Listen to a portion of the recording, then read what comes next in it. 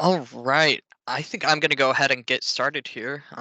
Welcome everyone to this month's CyberSmart briefs. I'm Joe Jurgens, one of the account managers here at Aberdeen. Joining me from the Aberdeen team is TJ and Kyle, who are going to be monitoring the Q&A session throughout this presentation, and they'll be doing some Q&A after as well.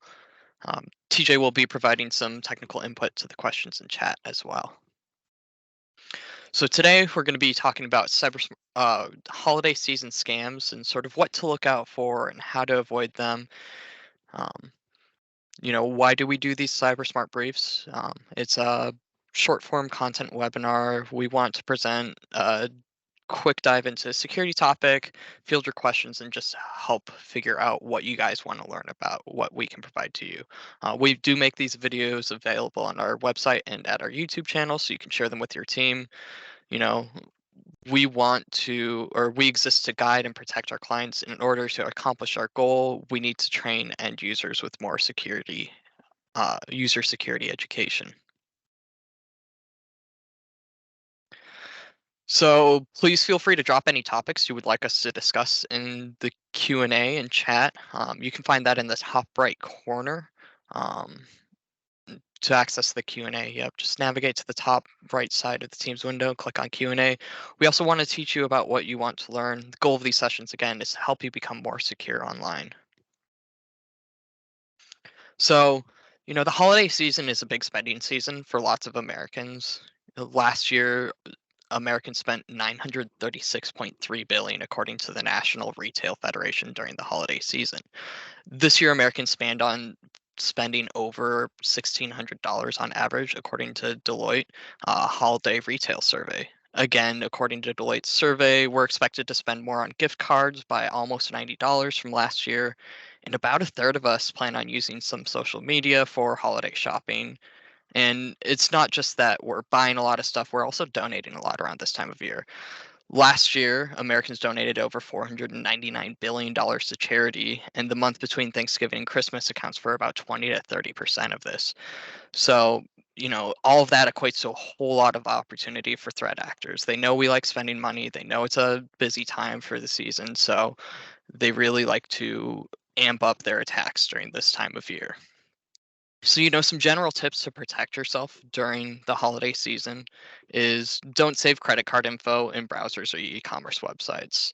Um, we also would we would recommend being mindful of purchasing items while connected to public Wi-Fi in unknown or untrusted locations like your local Starbucks or even your local library.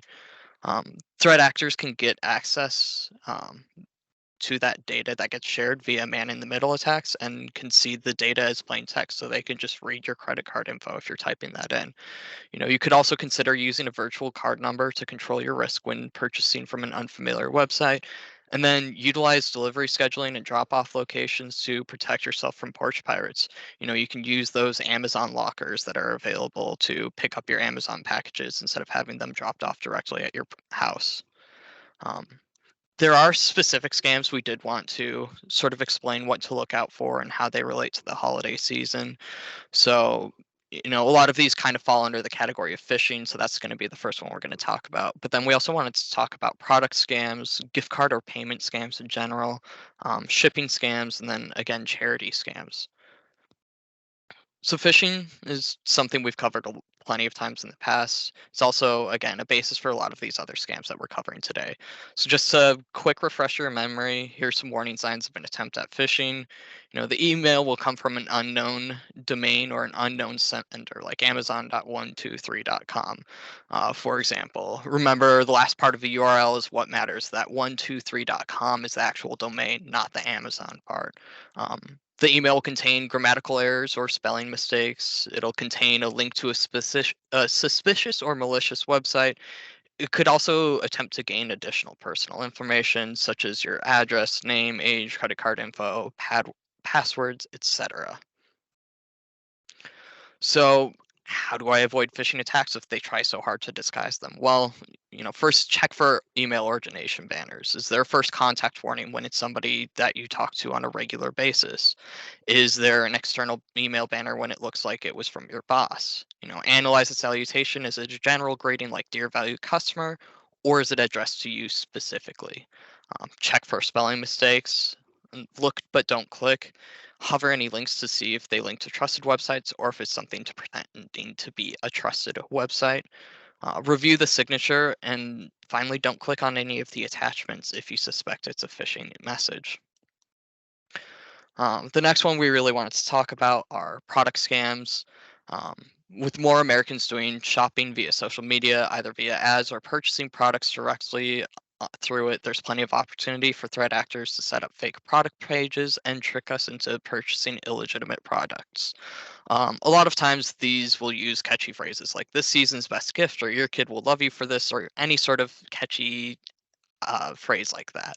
They also want to encourage you to purchase quickly, citing a bigger discount or low inventory count, or even a timer saying you only have 5 minutes to purchase it. Otherwise, your spot will be taken by somebody else. Um, Again, these ads will link to a suspicious website, so keep your eye out for some of the warning signs, such as domain names or spelling or grammatical errors on the web page itself. And the goal of these ads really is to collect credit card info or charge for a product and not deliver it. You should also be wary of imitation products. Um, is this authorized retailer? Is this an authorized retailer of the brand? Is something you might ask. For example, Birkenstock sandals don't use Amazon because of the number of imitations on the Amazon marketplace. Instead of purchasing from an unknown retailer, look for similar products from Amazon, Walmart, Target, someplace that you trust and know and shop at regularly. And then also, last but not least, think before you buy. That little bit of extra thought can really save you a lot of pain down the road. So Americans, like I said earlier, are buying more gift cards to send as gifts. People are harder to shop for. It's hard to know exactly what someone wants. So gift card scams are really something that threat actors love to use. They love to take this opportunity, um, um, get people to purchase gift cards for them. So they kind of start the process in a number of different ways. It could be from a phishing email, it could be a voice call with a threatening message like "this is the Marshal Service, your name has been used for laundering money," or a fake bank call saying they've detected illegal activity on your account. Sometimes they may even use a loved one or relative's name pretending they need help and you need to get them a gift card to get them out of jail. So it can also come in the form of browser hijacking, where it locks your computer, acts like you have done something wrong. It'll display a message like "Microsoft has detected illegal access and locked your computer." And will tell you to call a tech support line to resolve the issue. These scams all kind of have one goal: to get you to purchase gift card or send a wire transfer of money to them. So, the warning signs are obviously legitimate services will never require you to pay with a gift card or wire transfer. It's never a requirement from these services. Um, don't send gift cards to people or services you are unfamiliar with. If somebody asks you to just mail them a gift card for whatever reason, think twice. Like, why am I mailing this random person a gift card? Don't read gift cards out to numbers out to somebody over the phone. um, Again, that should be your warning sign. If they want you to purchase a gift card and then read it out to them directly, they just want to take advantage of that situation as fast as possible. And then if you receive a call regarding a specific individual in trouble, call that person directly. Don't just take this random phone call for advice. Reach out to that person directly. One of the things I actually see a lot of are shipping scans. Like the message over on the right was actually one that was sent to my phone. So, what are the warning signs? Well, they start out as an unsolicited message that has a call to action. They contain spelling or grammatical errors, such as calling USPS the USPS or typing Fed space X with a space in the middle instead of just FedEx.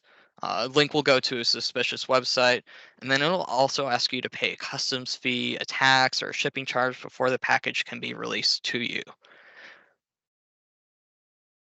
Again, protecting yourself from these are pretty easy. Never click on links or open attachments from unknown senders or unsolicited messages. If you think there actually is an issue with your package being delivered in a timely manner, go directly to the carrier's website to confirm shipping issues. Never pay any fees or provide any information you aren't comfortable with. That should be your red flag there. Like if they're asking you to pay money to receive a package you already paid shipping for. And then always check the sender's details and the message content for any signs of fraud. Did this come from USPS's actual texting service? Did I register to get notifications to my phone from Amazon? And then, unfortunately, with the amount of money Americans donate during this time of year, there are people who want to take advantage of the situation and get people to donate to fake charities. So, what should you be looking out for? The first sign right now is pressure to give. They need your money. They won't let you say no. They won't let you hang up the phone call. They really say, oh, it's a dire situation. We need this today. They also can send a fake thank you email or letter trying to trick you into giving them money by acting like you had in the past. Again, that should be a warning sign for you. A request for payment by cash, gift card, or wire transfer. I mean, don't just mail some random person gift cards or cash. And then the donation is not tax deductible. So, one of the things you can do to protect yourself is just ask if it's tax deductible. Um, so how do you avoid them is just do your own research online. Check with websites like Charity Navigator, Charity Watch, Wise Giving Alliance. Pay attention to the charity's name and web address. Make sure that it's actually the charity's website that it's directing you to and not somebody spoofing the charity. Keep a record of your donations and review your credit card account. And then don't give up personal and financial information like your social security number, date of birth, or bank account number. And that's really kind of what we wanted to cover. We do have some resources here for you. We do have a guide from Capital One on sort of the benefits of shopping online with virtual cards. So that is a QR code. You can just scan that. TJ will actually be posting those links in the chat as well, or into the Q&A, so you can just grab those from there. The next one is USPS, their text tracking FAQ.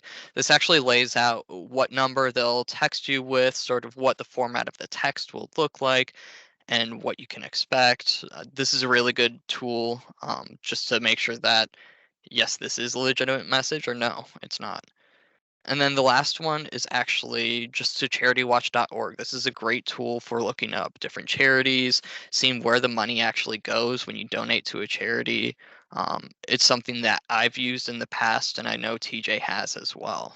So with that, I'm going to pass the mic over to Kyle and TJ for some Q&A.